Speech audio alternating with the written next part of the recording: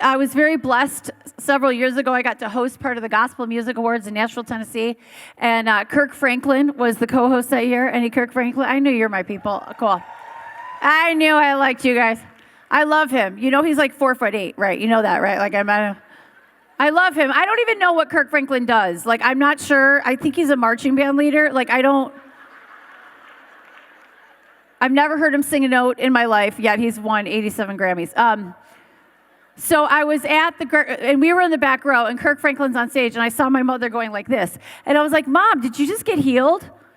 She's like, no, I didn't go to Curves today, so I was multitasking. Shout to the Lord.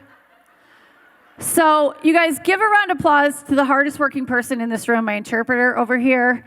Give her a round of applause. Do you know how hard it is to interpret stand-up comedy? I don't know what she's saying right now. They could just be having a whole conversation. She's like, I don't get it. It wasn't funny. Like, I don't know what's happening. She has to say whatever I tell her. Man, that comedian is so pretty. Did you say it? Say it again. Say it again. You too.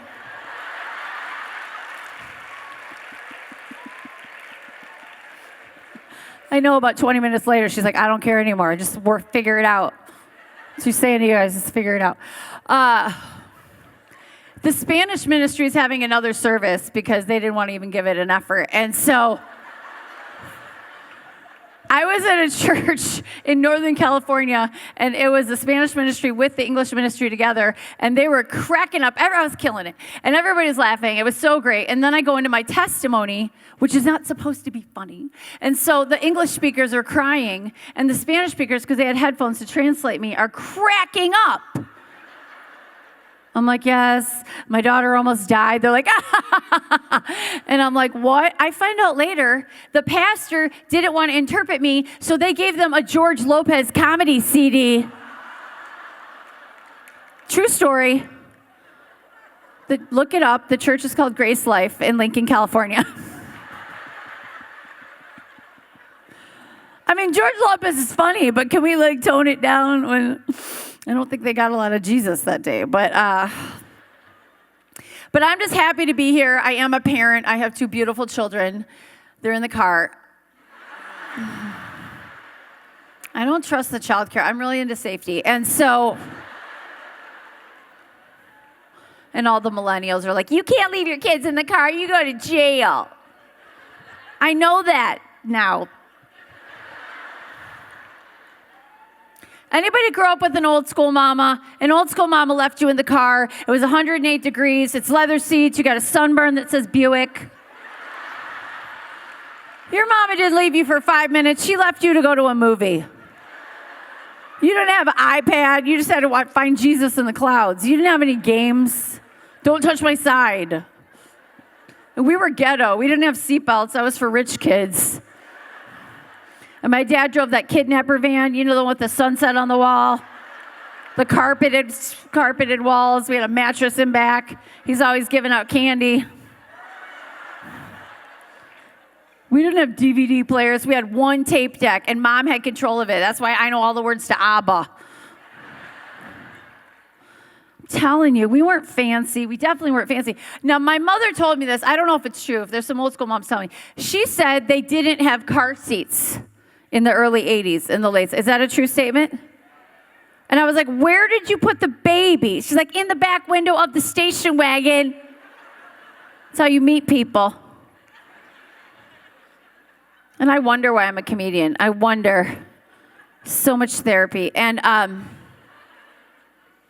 love my mother. But I love my kids. I just think that we need to talk about kids. They're a bunch of wussies. And it's our fault. We're raising wussies. We need to keep score at Little League, okay? Let's start there. But I don't want to do a fundraiser so my kids can get a Nerf playground. They need to go on the blacktop and suck it up like we did, okay? They need to go on the merry-go-round wheel of death and see who makes it. Go on a seesaw and see who your friends are. Get your little shorts, go on the metal grate slide, you know, that silver slide. Come home bleeding, okay? That is childhood. These kids are too wimpy. They don't even know. When we were kids, we had toys like real darts, right? Remember slip and slide? Remember that? You just go on there till you get a concussion, and then the game's over. I got my kids a slip and slide, and it wasn't going fast enough, so I put laundry soap on there. It was summer. I called it a bath. Are you taking my picture? Give me a moment. Hello. I'm trying to get a calendar. What? Hot comics for Jesus. We've only sold 2, and that was to my parents. But kids are wussies. I'm sorry. We're not helping them. You moms with the automatic minivan door, the automatic shut, because Jimmy can't get his fingers hurt, because then his feelings will be sad. You don't know childhood, so you get your little brother's fingers stuck in the Toyota, and you got to get the keys inside from your mom. You're like, don't tell mom, don't tell mom, don't tell mom. We didn't go to enrichment camp in the summer. My mom just handed me a sprinkler. She's like, I'll see you in September.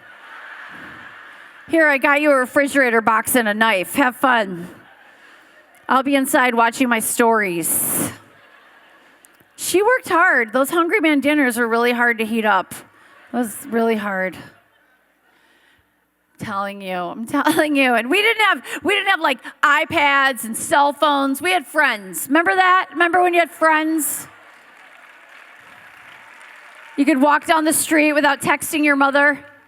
My neighbor's here. Her kids live 2 doors down. I'm like, text me when you get there. Text me. Let me know you didn't get abducted. I'm telling you, it's terrible. They can't ride a bike without a 15-point harness. You know what I'm saying? They can't ride a bike with all that equipment. They look like that kid from Christmas Story. He's like, I can't put my arms down. I'm telling you, LA is weird. LA is just a weird place. And I have an 11-year-old, and it's been a very hard year for us. She got involved with a gang last year. And apparently she had to sell a bunch of cookies. They were going to kill our family. And that's like turf wars, man. That's like West Side Story. They like divide the town. They're like, get off my street. Get off my street. Initiation, everything, man. It's brutal. It's brutal raising kids in Hollywood. But I just feel like there's some moms here. Anybody with a mom or you are a mom, make some noise. Yeah. I get it. You're tired. Look, stop making us work. I think every mom needs a mom's night out.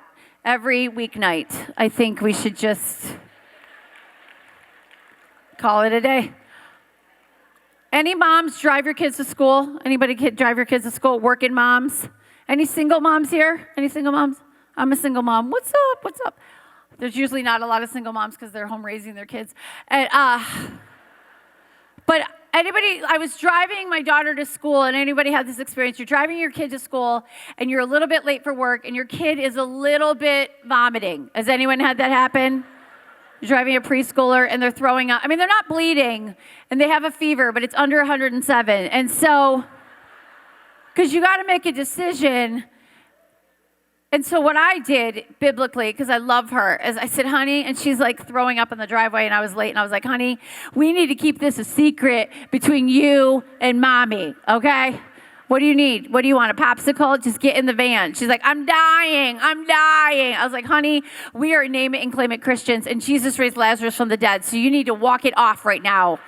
Just repeat after me. I am healed in the name of Jesus. I am healed. Get up. I am healed in the name of Jesus. You are healed as you went, baby. Come on. And she's like, I'm healed in the name. And she was so good until she passed out. But I wanted to reward her faith, so I took her to school anyway. You're only laughing because you've done it. And how high a fever is it not to go to school? It's allergies, whatever. So my phone rings 7 minutes later, and the teacher's like, hello, Miss Pomarolli, your daughter has malaria and head lice. You know what I said? She was fine when I dropped her off. What? Did you feed her gluten? I told you she's not gluten. I can't come pick her up, and you can't make me. We have Obamacare, so you guys are going to have to work it out. See, aren't you feeling better about yourselves? Just listening to me, you're a better parent. You're just like, I thought I was bad. We should go find her kids. It's hot out there. I rolled down the window. They'll text me. I was raised with like super Christian mother. She's super Christian. And I love doing comedy at my mom's Presbyterian church. I really do, because they laugh on the inside. And they just nod at you. But so my mother is a singer, and she's very gifted in her own mind. And if you've ever been next to that person at church, she gets a solo every week, and she's not in any choir. And she's like, how great thou art. And you can hear the voice of God going, not so great, Barbara, not so great. Why don't you go to rehearsal instead of watching Dancing with the Stars, okay? She watches Dancing with the Stars like it's a religion. And I didn't realize how many disciples that church has. But my mother told me in 2016 that 47 million Americans voted in the season finale of Dancing with the Stars. Now, that was the year we elected the president in the United States. And 47 million Americans exercised their right to vote on the season finale of Dancing with the Stars. So the next time we elect a president, we're going to take the top 2 candidates and we're making them dance it out. Yes, that's why I want Bernie and Trump to do a samba. I'm so excited. That's how we pick a leader. I'm telling you, I'd watch that debate. I really would. Hi, there's a man. Did you know this is a women's conference? I'm just like, because you're trying to be sly. You're like sneaking in. I mean, like, if you're here to meet chicks, like, that's cool too. But, or maybe some woman told you it was a monster truck rally to get you here. Are you going to take my picture? Let's do it. What's happening? Boom. That's happening. That's because I have a degree in musical theater, and I have to use it. So every time I do that, it's working off my $40,000 education. You should see me. You should see me at Subway. I have salad. Woo. I like to dance. I was at Costco with my daughter. She's 11. She knows everything about everything in the whole world. And Janet came on. I don't need to tell you who that is. You know Janet. So I just did this, right? Any self-respecting woman. If you don't know what that is, you're too young to be here, okay? I didn't do anything bad. I just went like this. How are you interpreting that? Yeah, girl. Get it, get it, get it. So she looks at me. She goes, Mother, stop it. You're embarrassing me. And I was like, oh, sweetie, you're 11. Buckle up. What? What? Put your... Who do you think the entertainment is at your prom, sweetie? Embarrassing my kids give me joy. It makes childbirth worth it. Just get annoyed. Just get mortified. You don't even understand. It's September. I'm still dressing to drop you off. You wait till May, and I'm going to be rocking that bathrobe and no shoes.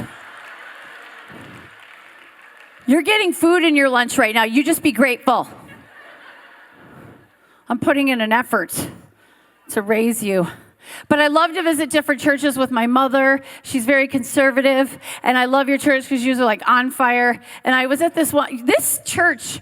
Did you not feel when you came here? It's kind of like the Bible experience. Like, did you feel like we were in the city of Mecca when you came on this campus? And I was joking with the pastor. I was totally joking. I'm like, all you need is a Ferris wheel. He's like, oh, we've had a Ferris wheel before. You get your dry cleaning on Tuesdays. I'm like, what? This is I thought it could be Scientology. I wasn't sure. I mean, they gave me presents. They're like, just come in this room and tell us your sins. But I remember when I moved out to LA, my mom's like, there's no Christians in California. You're going to end up in church with Tom Cruise. Have him sign this t-shirt, you know. But I went to this one church, and I was in another country. I was in Texas, and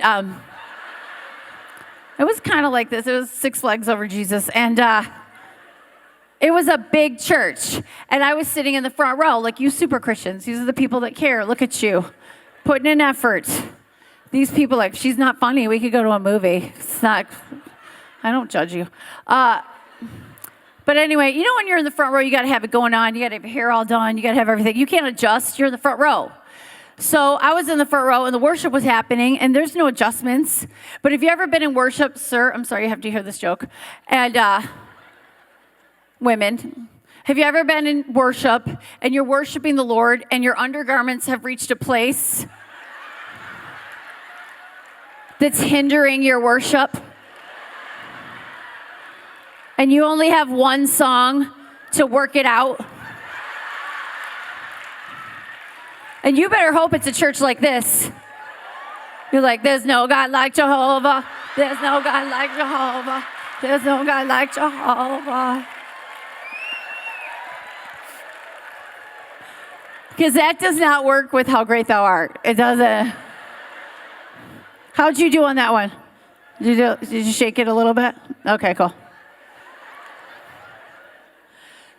So, yeah, my mom is I like to dance. I drive my kids to school, and we listen to the radio. We love music. I have Sirius radio in my car, which is great.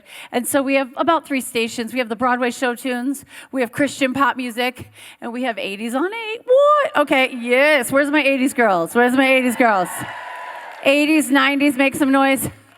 Yes, I stopped listening to anything after 96. And so the day David Bowie died and my 7-year-old cried, I knew I was a good parent. I knew it. And so I'm Christian, so everything is Christian. So they think Bon Jovi is a worship band. Come on, living on a prayer, take my hand, lay your hands on me. They're charismatic. Lay your hands on me. They think George Michael is a worship singer because you got to have faith, faith, faith. Gotta have faith. Any Catholics here? I will be your father figure. Put your tiny hand in my... Totally Christian. Don't get me started on Prince. Purple rain. This is what it sounds like when doves cry. That's totally biblical. I can make anything Christian. So we're driving down the road the other day, and George Michael comes on, and his song Monkey comes on. Why do I have to share my love with the monkey? With the monkey. I. And my 8-year-old goes, Mommy, what Bible story is that? I was like, I got this. Remember when Moses went to get the 10 Commandments and the Israelites came down and they were all acting bad and sinful and they built that statue? That statue was a monkey. And so that song was about God because he didn't want to share his love with the monkey, And you know what happened? My 8-year-old goes, brass monkey. That funky monkey. Yes. Told you I'm Christian. I mean, not like your other speakers, but in my own way. Okay, you guys are really fun. I'm going to do something that I don't normally do. But, okay, name an 80s song, and I'll tell you the Bible story. And don't pretend you don't know it, heathens. Name it. What? Girls just want to have fun? I think that was when Mary and Elizabeth were like, I'm pregnant with the Savior of the world. I'm pregnant with John the Baptist. Maybe. One more. Thriller. That had to be the resurrection. Don't you think? When he came a Thriller. And he had like the robes on. You know what I mean? Well, stop it. Somebody said the other day, like a virgin. I was like, well, that's about my mom. She's 77. She's super Christian. Super Christian. You guys are fun. You're awake now. We're awake. How's the pictures going? We're good. Well, I hope you're taping me. I hope you're on Facebook. I hope you're on... I'm not really techie. I have AOL email because I want my boyfriends from 5th grade to find me. And it's my only chance at ever getting remarried. I don't date. I'm very happy with Netflix and my electric blanket. And all the married women are like, we get it. And so I don't really date. And I was in the Dollar Tree the other day, and there was a very handsome gentleman, and I noticed he was kind of like following me from aisle to aisle, very well dressed. And I thought about it. He was kind of like a little flirty. And then I was like, no, Lord, no. There is not room in any relationship I'm in where both of us are broke enough to be at the Dollar Tree, okay? I don't care if your Mercedes broke down and you're buying a Coke. You can meet me at Nordstrom, but not the Dollar Tree. I'm buying ham for a reason, okay? I'm buying, Campbell's soup in Spanish. It's all right. My mother taught me that. My mother's so ghetto fabulous. She bought the salmon at the Dollar Tree. It was called salmonella. Do you think that was a clue?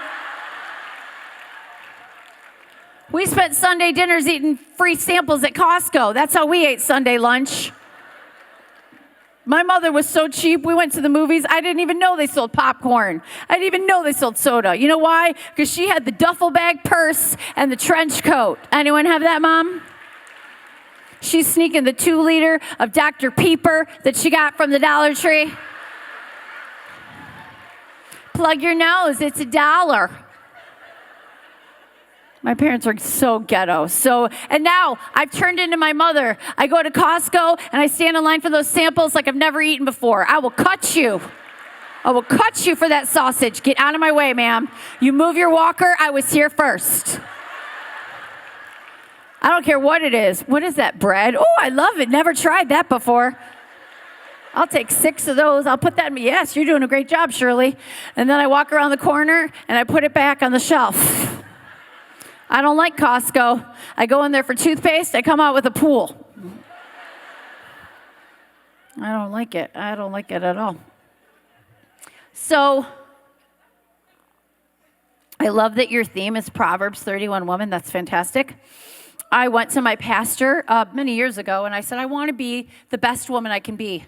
I want to be a biblical role model. I want to be everything God wants me to be. And he said, you want to be a Proverbs 31 woman. Now, has anyone heard of that chapter? Because I know some of you got dragged here by your crazy neighbor. You didn't even know it was a church. Some of you thought you were going to a comedy show, and you walked in, and you're like, where's the bar? And now we're talking about Jesus. And she's like, I bought your ticket. Sit down. And so somebody got dragged here by their mother-in-law. If you're here with your mom tonight, you're the one she likes, okay? Or you're the one she's been neglecting. She's going to make it up to you with one day of Jesus. So Proverbs 31 is a book in the Bible. I read the whole thing. It did not speak to me. I need to tell you, it did not speak to me. I do not rise early, and I do not plow. And it says she gathers her food from afar. And I told the Lord, I said, if she gathers her food from afar, that is takeout, okay? That is, so I am a little bit biblical. So many years ago, I started this ministry. It's called the Proverbs 32 woman. She rises late and her kids make her breakfast. I'm going to give that to my friend here. We had a nice talk. You want to come get it later? Or you want to come share your testimony? What do you want to do?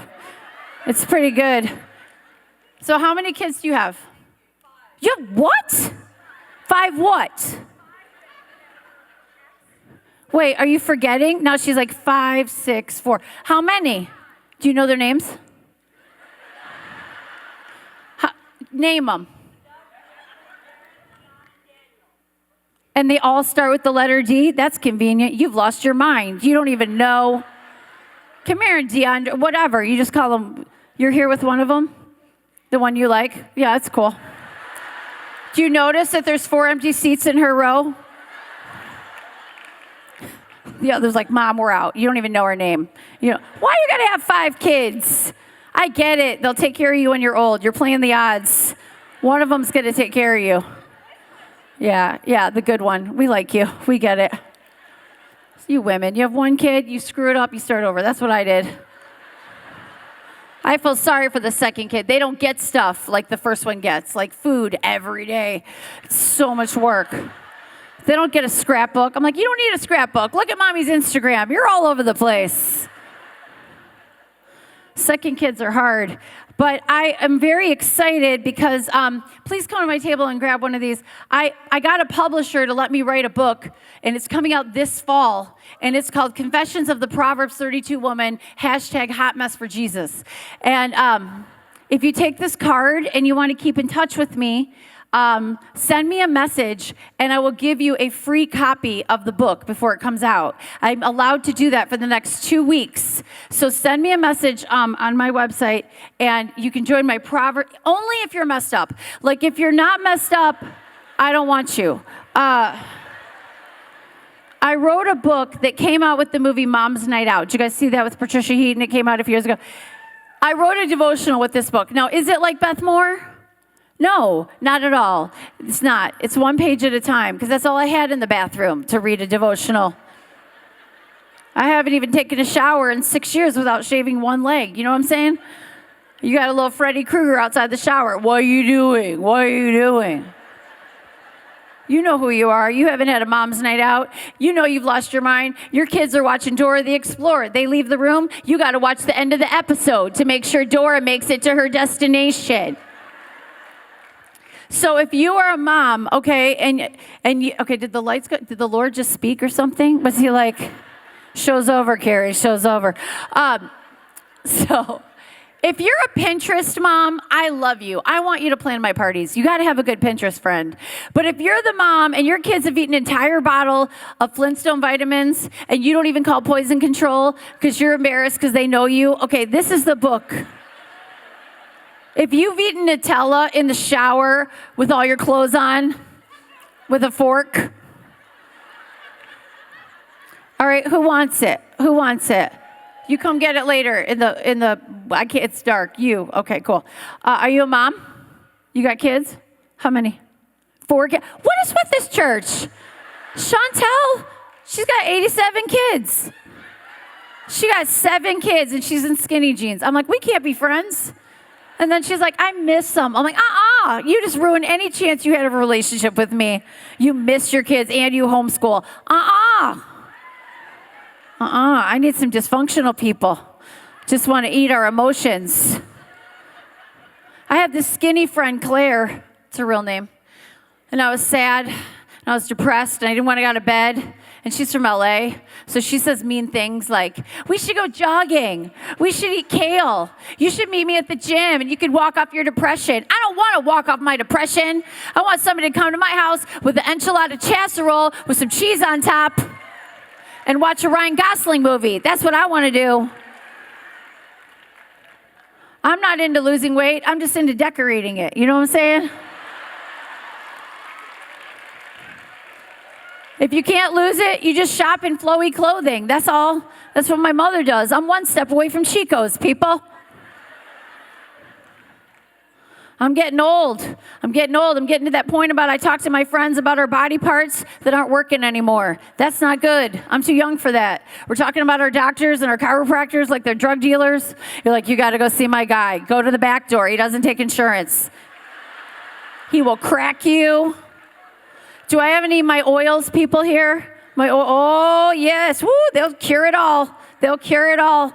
Malaria, whatever you got. You lost a leg, there's an oil for that.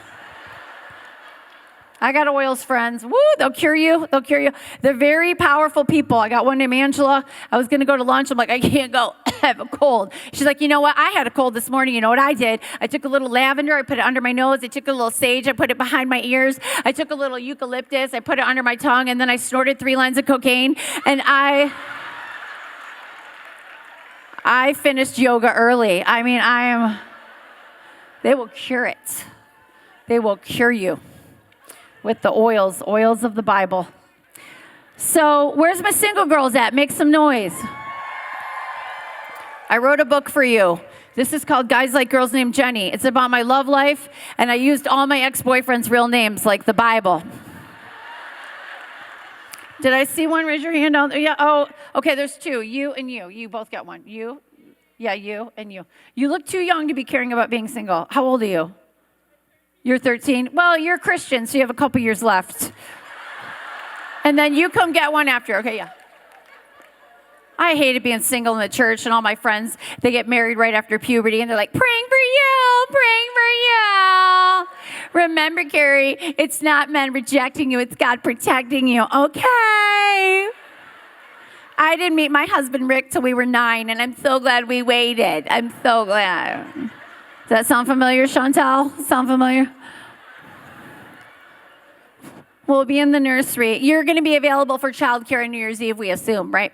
And so you need to wait on God, Kerri. You need to wait on God. And I was waiting on God. I was also waiting on eharmony.com and Farmers Only. But Don't judge me. Half of you look familiar. And let me tell you something, girls. I married a comedian with no car. Don't marry for love. That is a stupid decision. The married people will tell you, marry for old money. It's much easier. I don't think I'm going to get married again because I don't want to date because I would have to bathe. And I just want to email, be like, what's your credit score and do you snore? That's what I care about. Single people don't get that joke. And so, that's so sad. So I love catching my mother in sin. It's one of my favorite things. And so I heard her on the phone with her friend talking about issues. And I was like, Barbara, you can't talk about issues. You're a Christian. She said, that's where you're wrong, babe. We're Christians. We don't have issues. We have prayer requests.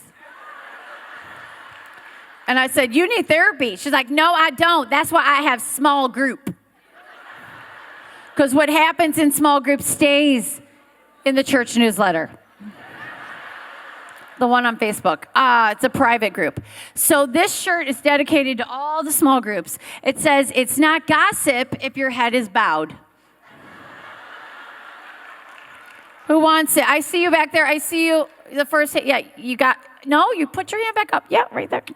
Beautiful. Yep, you get it. You struggling a little bit with gossip?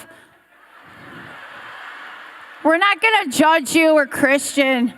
Not till you leave. Bless her heart. And so, I love Southern. Bless her heart. They'll cut you as soon as you leave. So I brought a DVD with me, and it's called How to Be a Pit Bull for Jesus. And I'm going to tell you a little story about this DVD. I was raised by an Italian Catholic Detroit father. And there was 3 rules in my house because we were raised with good Catholic values, guilt and intimidation. And so, 1, if you drink, you die. 2, if you do drugs, you die. 3, if you kiss a boy or come even close to it, not only will you die, you will burn in the eternal fires of hell forever and ever and ever. Now, preschool is going to be great.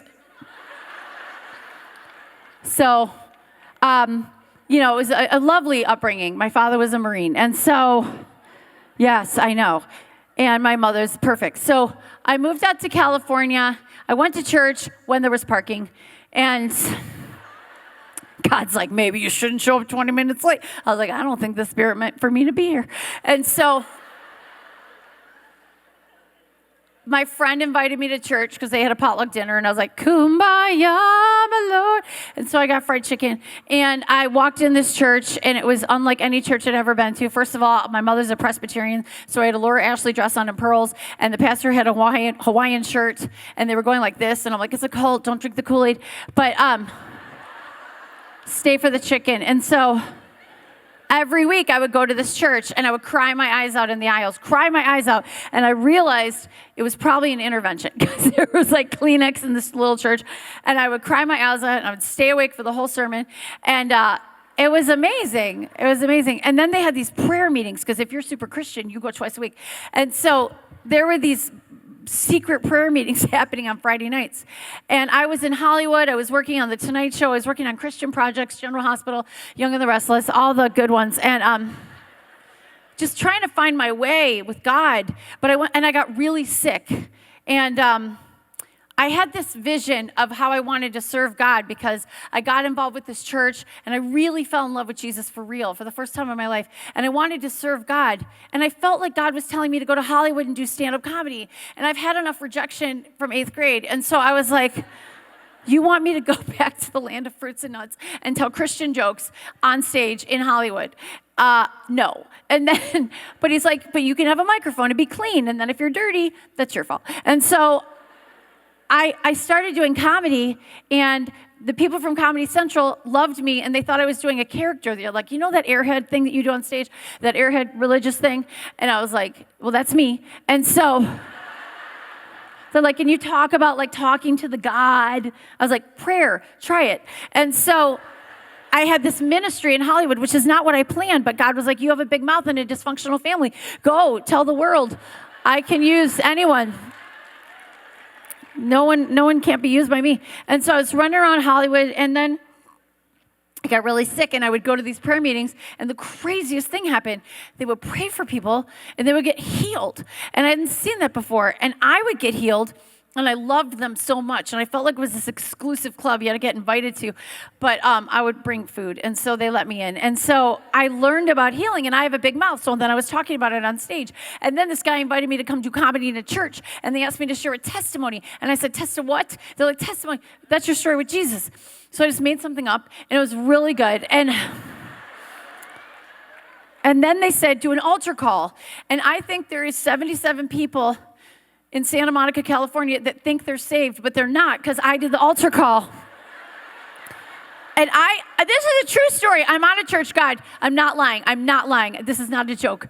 I did this altar call, and I didn't know what I was doing, and I said, repeat, and it was one of these churches where they repeated after me, and I didn't know they were going to do that. And I'm like, dear Lord. They're like, dear Lord. True story. I said, we've all fallen, Lord. We've all fallen, and we can't get up. And I pray. True. I don't think they're getting in. I don't think. So sorry. St. Monica's Church, Santa Monica. Look it up. I've tried to find them. I've tried to find all 77 of them on Facebook. So I'm praying about healing, and you guys can, relate to this. And sometimes God just uses you in the back of a bar or wherever. And some Christians like, what are you doing in the bar? What are you doing? That's not Christian. I was like, I'm not on the bar. I'm in the bar, okay? So I was seeing people get healed. I was seeing crazy miracles. You guys can handle that. You don't think I'm crazy. And so I saw blind people get their sight back. I saw the supernatural. I saw a guy get out of a wheelchair, and my second baby was born. And I had a wonderful, perfect pregnancy, but I joined a club I didn't want to be a member of. And when Satan comes to rock your world, he doesn't send a note. And my world got completely rocked because I became a NICU mom. I became a neo-intensive care unit mom. Now, I have really fat babies. My first baby was 10.6 pounds. Thank you. That's a butterball turkey. She was so big, she drove home, okay? It was bad. They looked at her, they're like, don't breastfeed her, just don't breastfeed. No, just get her a pizza. I mean, it's crazy. So anyway, my second baby was a little bit early, but she was still 8 pounds. So she's in the neo-intensive care unit with all these little preemies. And it was October, 8 years ago. And right before I gave birth, my mother called me in Atlanta. She was living in Atlanta. And she got diagnosed with her third round of breast cancer. So the enemy was coming to shut me up because I was preaching healing. And I was preaching that everything is nothing is impossible with God. My daughter was so sick that they came back into my room and they started spewing diagnoses you wouldn't even believe. There was a heart problem. There was a lung disorder. There was a lung and a heart disorder. She had a hole in her heart, hyperpulmonary tension, incurable, special needs, mentally disabled, walk with a walker. Her muscles were so weak. Oxygen till she's 18. The list went on and on. Social workers coming in my room. I couldn't even digest it. Chromosomes. No cure. I couldn't even digest it. And I remember when her father came and gave me the news, because the chromosome was tough. He said, we're going to do the best we can. We're going to raise her the best we can. And that is a very noble approach. Nothing wrong with that. Accept the diagnosis, deal with it. But I had this crazy church. Her name is Ruby, and her middle name is Joy. And they were praying for Ruby Joy while I was in the hospital. And they said, we had a vision from God, and he told us to go to the Bible. And they're weird because they believe the Bible, the whole Bible, like they do here. And they went to Psalm 103, and they said, we were praying, and we believe that God can heal your baby. And that Psalm 103 says, I died for your iniquities, and I died to heal all your diseases.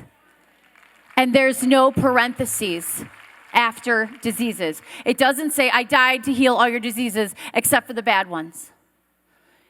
So I had a choice to make in that moment. Was I going to believe that God could possibly heal the incurable?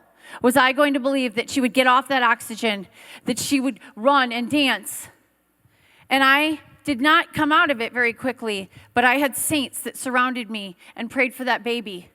I had terrible moments where, you think you're going to cry, and if you cry, you're never going to stop, and then you get down on your knees and you're doing the ugly cry, and then you look under your bed and you find that sweater, and then some M&Ms.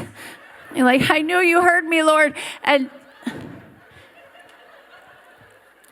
sometimes when you're fighting and you're in the trenches, you got a lot of people, they're saying a lot of things. And sometimes God gives you that ugly cry so you can get down, because you know who's down there? Not Facebook, not Twitter, not Instagram, not Snapchat with your little donkey ears. Jesus. Jesus is here. And you got to say to the haters and the people telling you I'm sorry and the people saying it's going to suck for you, but I'm going to pray anyway, back off. Because I'm down here and I'm going through the waters. And Isaiah 43 says, you will go through the waters and you will not drown. You will go through the fire and you will not burn. I am with you, but you got to be with me. And you don't go on Facebook and you don't go on, you fight the way you know how to fight. You fight with praise, you fight with power, and it's okay. If you can't fight, you find somebody who can fight for you. And if you don't have anybody, meet somebody today. Do something crazy. Exchange phone numbers with somebody you don't know. And then, okay, listen to this. Dial the number. It works. Try it. Dial the number. And then pick it up and say hello and then talk to them, because you need somebody to talk to. You're here for a reason. You're here to connect with somebody. You're here to pray. You're here to intercede. But if you don't have anybody, you have Jesus Christ, and he will be there every minute of the day. And the devil doesn't like it that you know your power. The devil doesn't like it, but you praise. And we put praise music in her crib. And they had all this oxygen, and our heart surgeries were coming up. And I was struggling. And I met a nurse, and she was a Christian nurse, Denise, and she said, I got you. I'll pray for your baby. Go home, get some rest. If you are a nurse or a doctor, you are the hands and feet of God. If you are a caregiver or a physical therapist. And I had a little 3-year-old girl, her name was Lucy.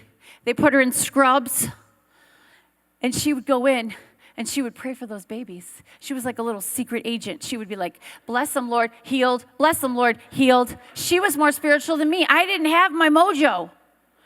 And I have mojo most of the time. But I remember I had a moment, and her life was existing in 3-hour increments, because if her oxygen, even with the oxygen, would go down, she could die. So every time I called that hospital, if I wasn't there every 3 hours, it was very scary. And it wasn't going in a good direction. And I had a moment. I had a real moment in my car, and I was crying out to God, and I had one prayer, and it was one word: Jesus. And Jesus knew what I meant. I didn't have to say, where are you? I didn't have to say, what are you doing? I just said Jesus. And I had a Bible, and it was raining, and I did that really spiritual thing. I just opened it, and I said, speak to me. If I do that now, it's like Leviticus and boils and curses and...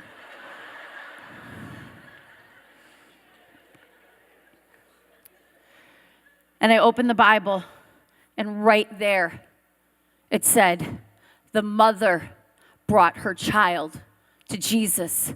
And Jesus looked at the mama and said, your faith has made her whole. Out of the whole Bible, that's what I opened up to.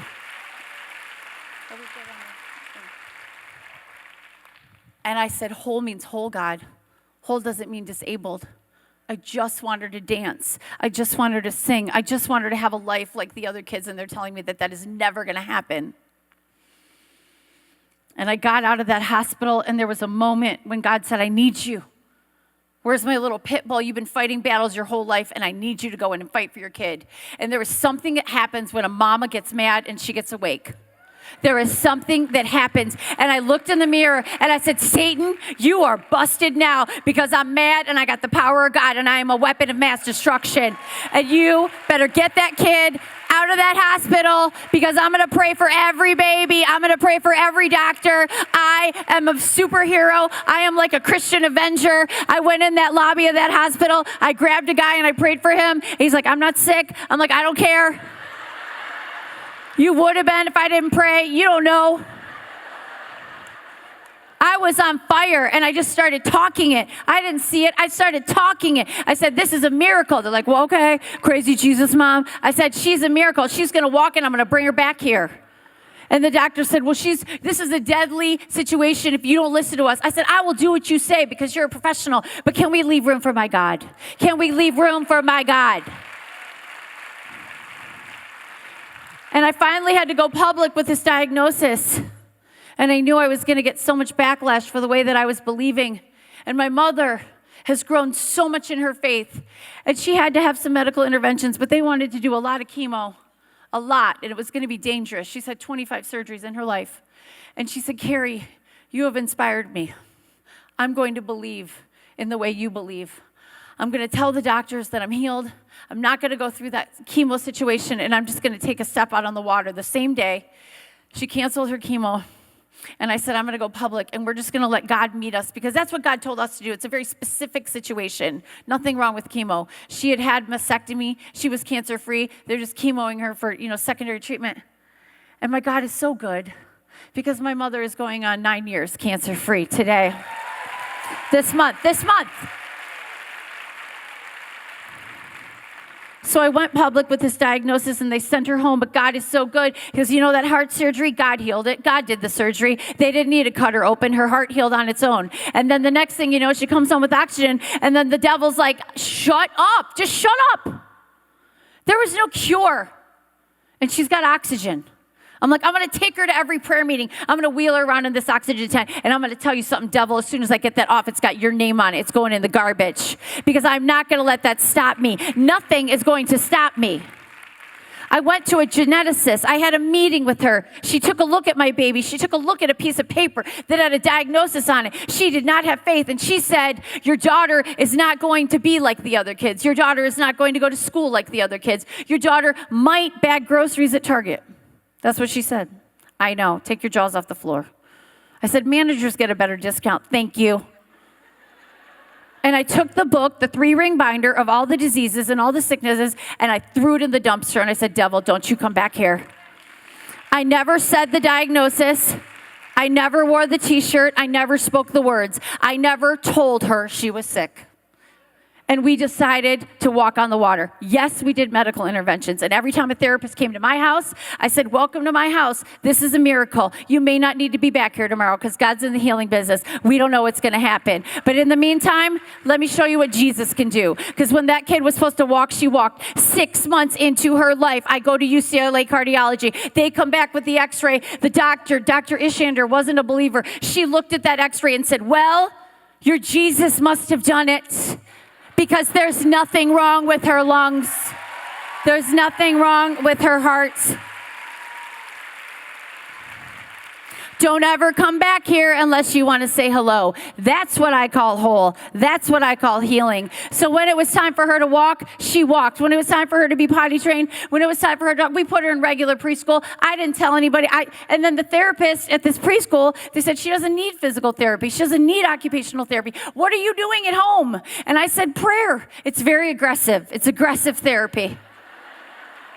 And I said, what do you need? I'll pray for you. She said, well, my daughter's autistic, and I would like her to speak. She's nonverbal. So I said, give me 30 days, because that's the kind of faith I had. 30 days. I needed to get on Facebook and call people. So I called my prayer warriors, my mighty women, and we prayed. 3 weeks later, I get an email. She said, I came home from work. My daughter started speaking. Just out of the blue. And I said, don't you think that's not Jesus? Don't you think there's not Jesus? I had a social worker come to my house to check on her. And she was talking to my daughter, and she's like, she's not supposed to be doing that. I said, but she is, because it's prayer. Do you believe in prayer? She said, no. But if I did, that's a good example of it, huh? And she's in my living room, right? I don't really like these appointments, but, we're still walking through it. And she said, well, my husband was diagnosed with stage 4 cancer last week, and now I'm here. She asked my daughter, Ruby, to pray for her. She asked my daughter, Ruby, for a hug, and we told her about Jesus. And I said, when, not if, when God heals your husband, I want you to know that it's Jesus. She called me A week and a half later, they're supposed to do a 6-hour surgery. The surgery ended up taking only 2 hours. They sent him home. The cancer that they said was in his brain was not found in his brain. So he's on a journey. We're on a journey. When it was time to put her in school, it was a Christian school. There's no special needs. There's no special education. So what did I do? I got the kids to pray. So a year before I wanted to put her in Christian school, because my older daughter was there, they got a desk at Redeemer Christian Elementary, and they put Ruby's name on it. They anointed that desk with oil. They cried out to the Holy Spirit, and they said, Ruby will be here. Ruby will be here. Ruby is going to come to this school. Ruby is healed. Ruby is whole. Jerry, at recess, not eating. Principal says, what's wrong? You're not hungry? He said, duh, it's Tuesday. I'm fasting for Ruby. He's going to be my son-in-law. I have 2 daughters. They prayed. I prayed. It's a walk on water. When it was time to put her in kindergarten, I didn't know what was going to happen. She went in kindergarten. She went in 1st grade. She's really doing really well because the teacher called and they said she got in trouble for going in the boys' bathroom and crawling up on top of the stalls in her cowboy boots. Well, first of all, that's not our fault. We shop at Target, okay? And second of all, they said she wasn't going to walk, and the fact that she was able to crawl all over the boys' bathroom, I think that makes her a champion, okay? And I love to share her testimony, and I love to tell you that my kid was in 2nd grade last year, and she made the honor roll 4 times.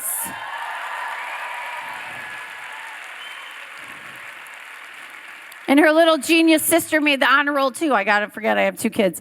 And my little alpha dog. But the great thing is, I love to share my kids' testimonies, and I let them out of the car, so I was hoping I could show you the real thing. If you clap hard enough, maybe they'll come up on stage.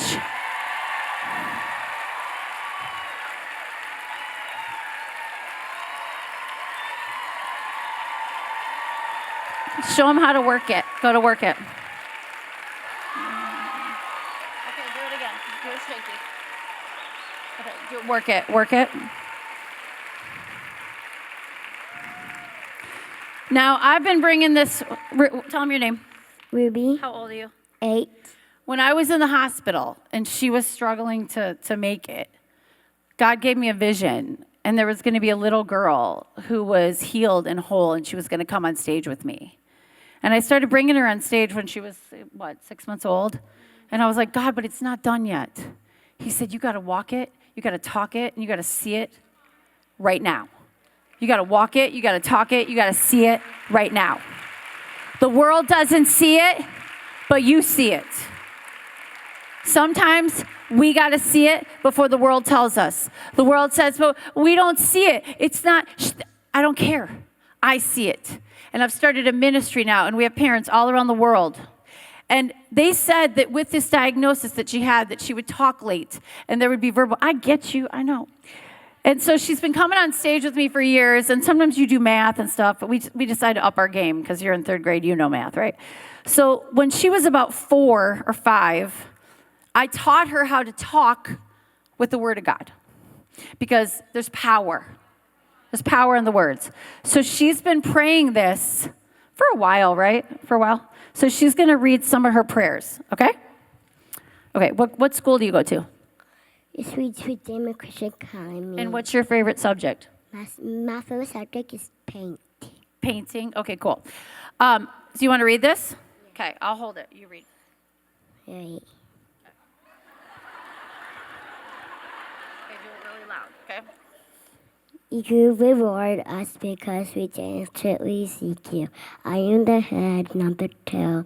I am above, only not beneath. I am blessed in the city and blessed in the country. I lay aside every weight that so easily besets me, and run this race with patience. I overcome by the blood of the Lamb and the word of my testimony. This is the victory that overcomes the world, even my faith. I am not moved by what I see, because I walk by faith and not by sight. I can do all things through Christ who strengthens me. His strong arm. Not too shabby. Do you want to sit down? Do you want to have a seat? She's like, I'm not getting off stage. Okay, so this is Lucy. She is my secret weapon prayer warrior. And she has been kind enough, if I beg, borrow, and steal, that she's just going to sing a little bit as we end our time. Yeah, do it. It's a tax write-off. Okay.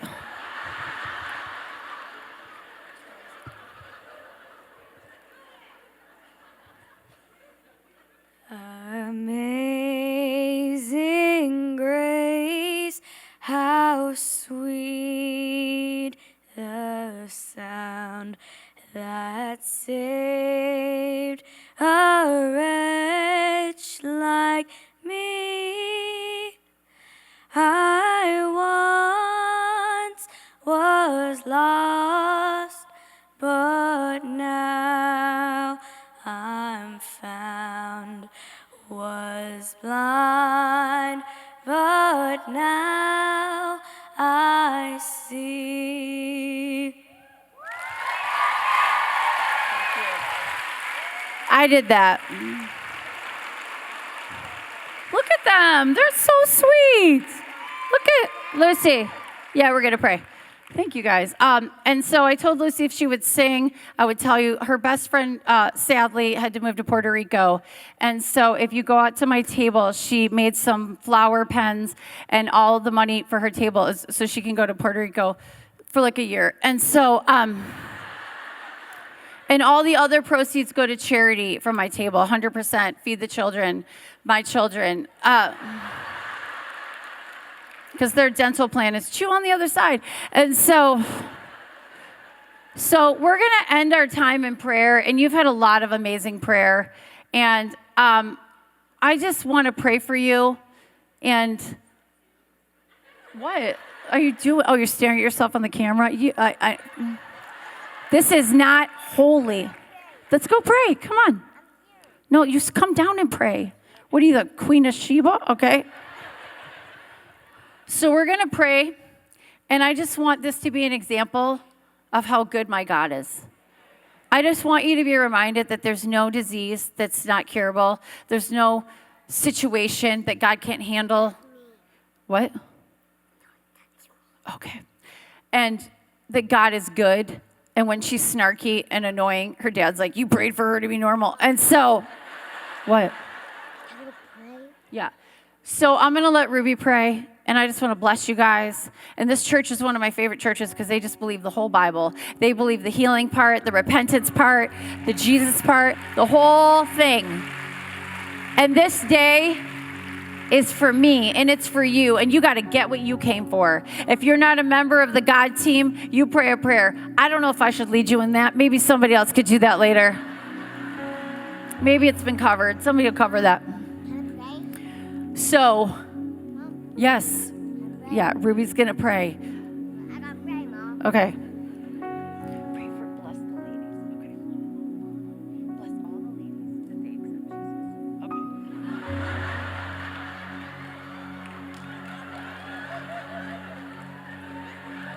Why are you doing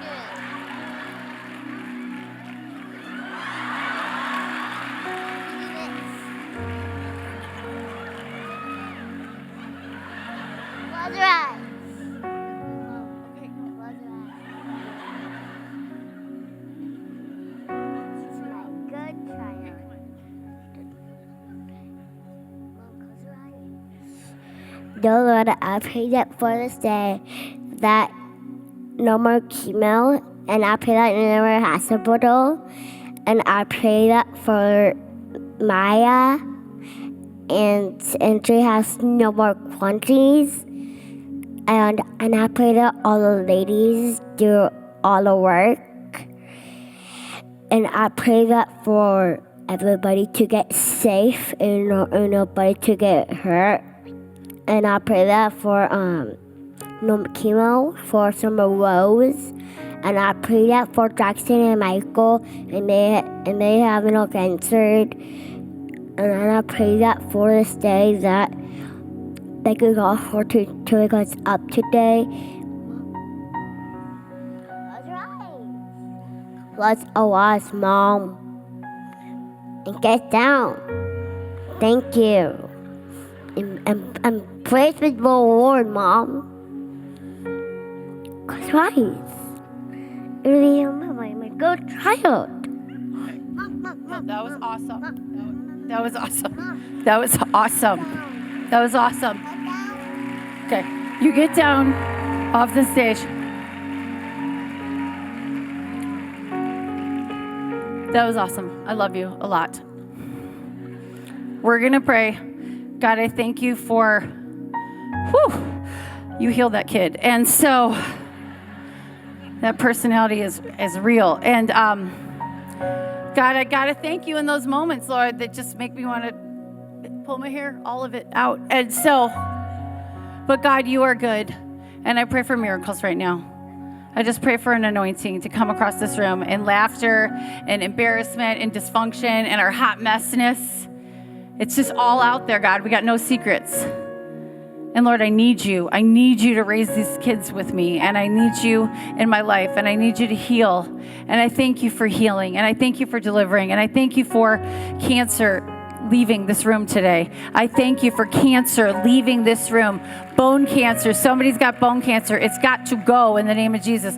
Lord, I thank you for a divorce that it's about to happen, that you can turn it around, God, that you can turn that marriage around. I pray for prodigal children to come home, Father God, to send an email, to call, to text, to show up in the driveway. There's nothing that you can't do.